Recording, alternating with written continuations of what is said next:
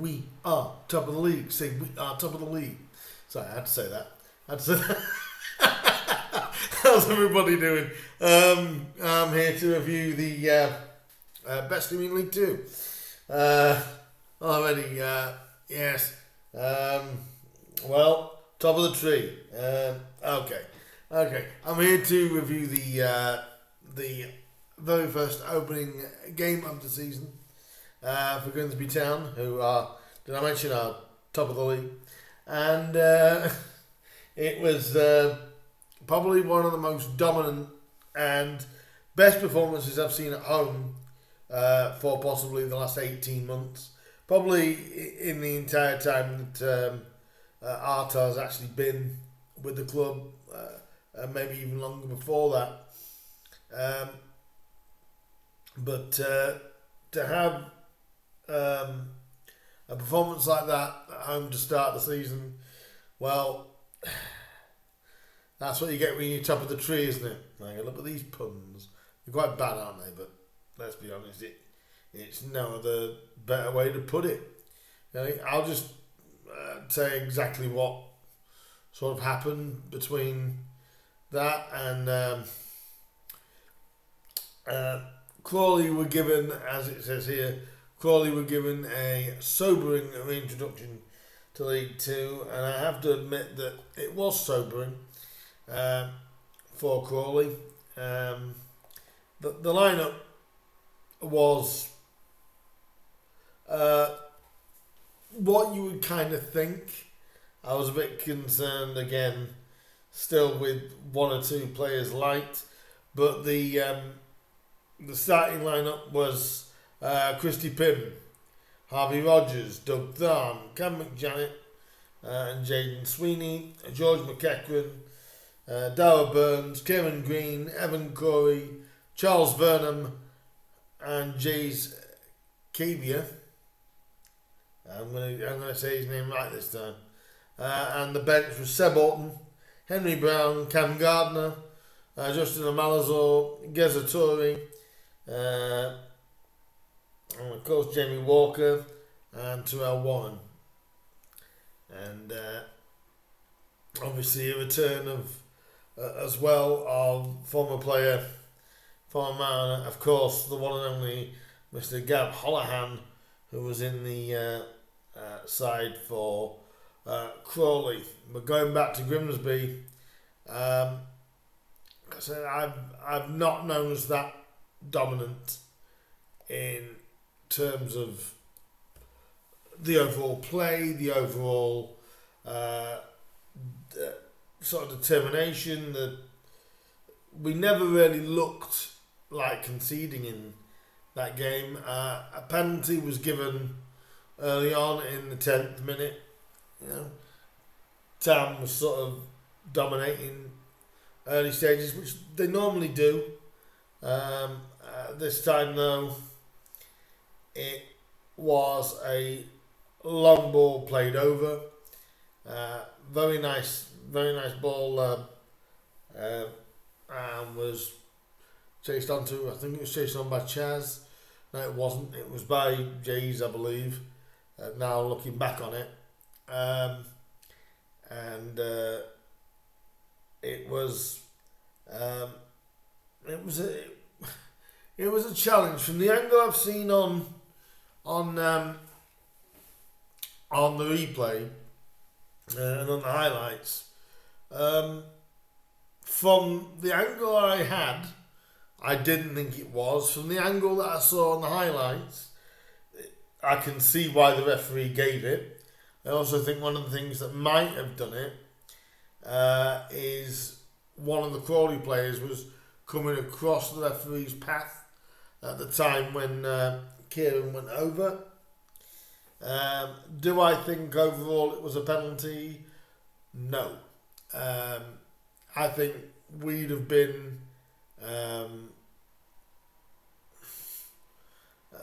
screaming no penalty if it had been us, but I can also see from one angle why the referee would have given it that way. And Jays, when it was given, just stepped up, cool as a cucumber, and smashed it right into the right hand corner. It was absolutely a beautiful penalty for the lad to get a debut goal in the first 10 minutes. And from there, really, Town were sort of in control the entire time. Kept putting the pressure on. Loved the little triangle of play between Sweeney, Vernon, and Jays as well. That there was some beautiful works of movement. Obviously, trying to play down the wing. A special mention has to go to Chaz Vernon. I tell you what a lad he is when he's fit, and he was causing all sorts of trouble down the side and putting some good balls, not always in, but across the box, and having to make Crawley make clearances. You could tell though that the penalty that the Crawley goalkeeper was really shook up. He was kicking the ball out of play at nearly every chance he was challenged. I thought the lads did great at pressing. We were handling Crawley's press all the way through. We're collecting it high up. It was nothing but an all-round great performance. Everyone stepped up. There was nobody on the pitch that had a bad game. A couple of misplaced passes. And again, after about 20 minutes in, again, still dominating. Still looking more likely. Like I said, their goalie looked a mess. I honestly think that penalty call really did shake him up. You could tell.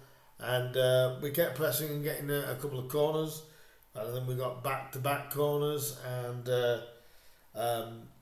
Chaz Burnham delivered a lovely ball to the front post. And a bullet header by Cam McJanet.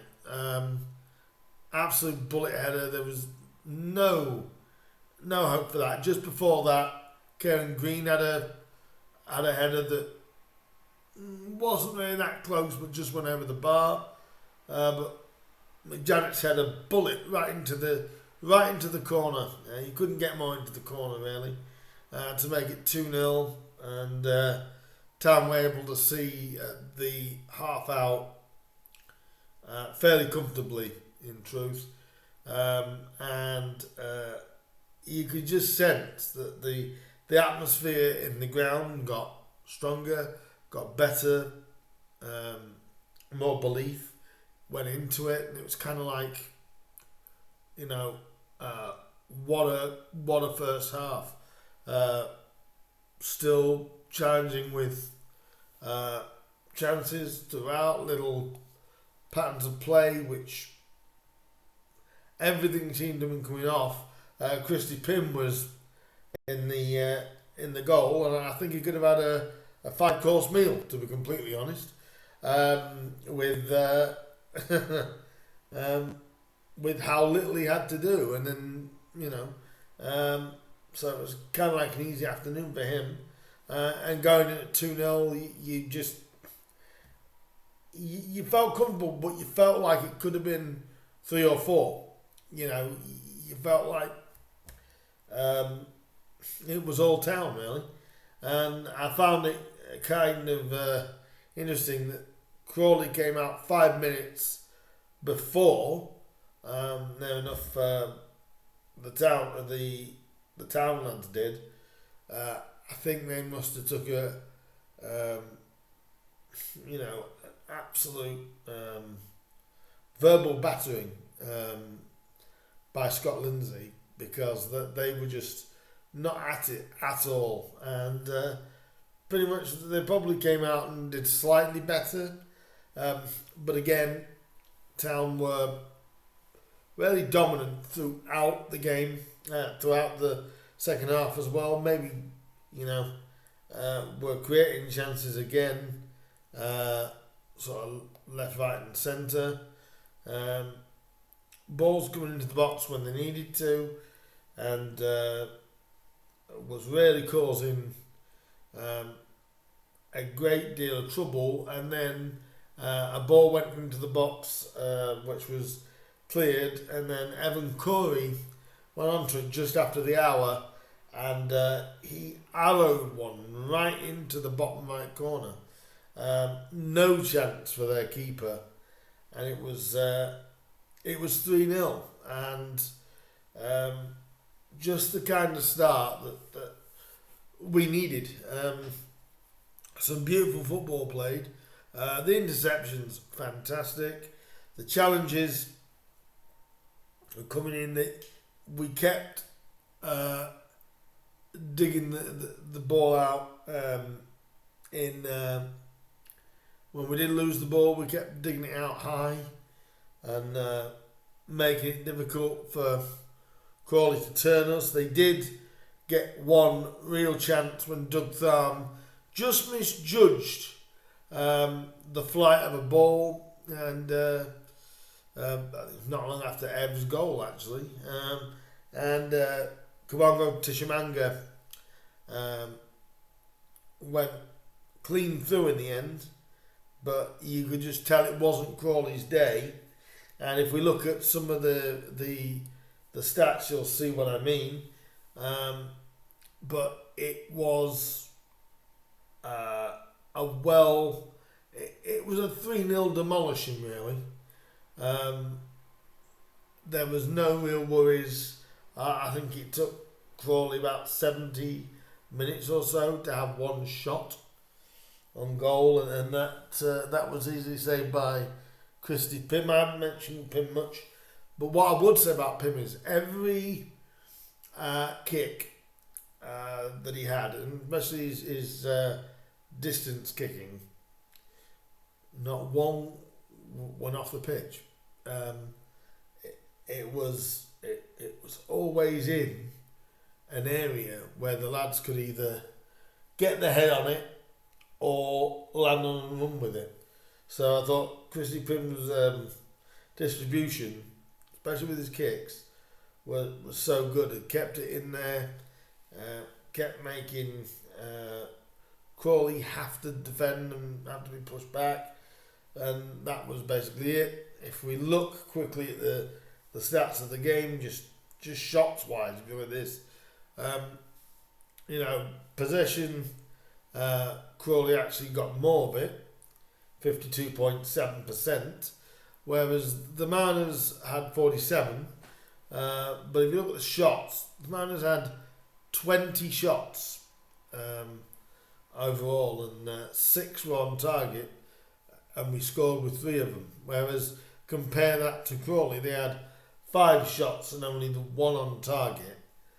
They were woeful, to be honest. And I did also listen to Scott Lindsay's post-match, as well as David Artell's, and credit to Scott Lindsay, he said they were rubbish. They were absolutely rubbish, and I like it because he didn't sugarcoat it. They were rubbish, but at the same time as we were fantastic. Everybody to a man was fantastic. I mean, the total touches in the box we had there was 46. Crawley, 9. There are 9 touches in our box all game. Christie, like I said, had that 1 save to make. Their keeper made 3. And it's just, 293 passes in all to Crawley's 344. We made 11 tackles to their 17. But we won 10 of our tackles. They only won 8 of theirs. 14 fouls to 13 again in Crawley's favour. 2 yellow cards for Crawley. 22 total clearances by us. 37 for Crawley. You could basically tell just by the stats how dominant Town were. It was in front of 6,806 at Blundell Park and around about 222 supporters of Crawley. There was obviously a minute's applause for a recent fallen Mariner, and credit to the players, the referee as well. They stopped during that time, which we were pleased to do, and also credit to the Crawley supporters who also took part in that as well. So credit to the Crawley fans that did come up. That's a long trip to see your team literally deliver, well, nothing really in that case. But for us, best result at home and performance in general since I believe David Artell has been here. Clean sheet, which you cannot fault. What I love about it is because it was where it was, we were able to bring a lot of the youth products, like Henry Brown came on. Obviously, Cam Gardner was able to come on after 77. Justin Amalzo, he came on after 83. Another bit of credit has to go to Darrell Burns. I thought he had an absolutely fantastic game. So did Harvey Rogers. Like I said, there was nobody on that pitch, and Sweeney's. I love Jaden Sweeney. It was he's a player that a fan of ours, fan who I sat next to, said Denver who, and that was said, but didn't allow him miss Denver, did it? Jaden did a fantastic job, and just so calm and relaxed, and was Jaden, as was George McEachran. I mean, another guy there who you can give nothing but praise to. We've got and Karen Green getting stuck in. Jamie Walker was, well, just even in the 13 minutes that he was on the pitch, I just like Jamie Walker, let's be honest. I think and Justin tried to have a little bit of a run just before, but what a set of lads, what a performance that was. And 3-0 doesn't flatter Grimsby at all. A well and truly well deserved win, and it was a pleasure to be there as the League Two season kicked off for Grimsby Town with a 3-0 demolishing really of Crawley Town, and that's it done for me. Do let me know what you thought down below in the comments, or all over social media. Let me know what you guys thought as well about the opening day victory against Crawley. And I'm going to do this again because it may be the only time this season that we may say this. But I will say, before I say that, like, share, subscribe, comment, leave me your thoughts on the game below and what we could do to be even better. If this is us now, just imagine what it will be like when we do get better. But before I finish, like I said, like, share, subscribe, comment, and all that good stuff. And one more time, because it is the case, we're there on goal difference. And when I do it again, I'm sure everyone who watches this video will do it with me at the end. Let's say it one last time. We are top of the league. Say, we are top of the league. We've never said that for a while, have we? So, love it. So, like, share, subscribe, all that good stuff. And I'll see you with a review of the overall week coming up at sometime tomorrow. I'll get that out. But do leave me your comments down below. I'm going to now stop rambling. Enjoy your weekend, guys. Like, share, subscribe, all that good stuff. And I will see you in the next one.